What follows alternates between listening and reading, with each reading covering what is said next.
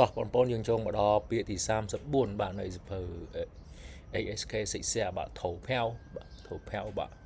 បោះឆ្នោតបាទបោះឆ្នោតយើងបោះឆ្នោតបាទជ្រើសរើសបាទអ្នកដឹកនាំអីហ្នឹងបាទគេហៅថោផាវបាទ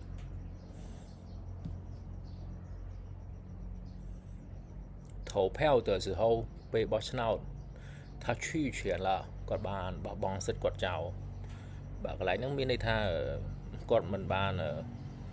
ទៅជ្រើសរើសបកណាមួយទេបាទវាមានន័យច្រើនកន្លែងហ្នឹងគាត់ថាគេចង់បញ្ជាក់ថាគាត់មិនបាន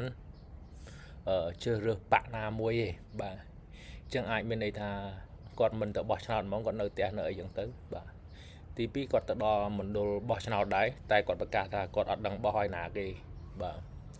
ទី3គាត់ទៅចូលរួមដោយគេដោយឯងតែពេលដែលរើសបកណាមួយគាត់អត់បានគូសឬក៏គាត់ខ្វែងគ្រប់បកបាទអាហ្នឹងហើយគេហៅថាឈីច្រើនបាទបានន័យថាអត់បានបោះឲ្យបកណាមួយទេបាទ投票的时候他弃权了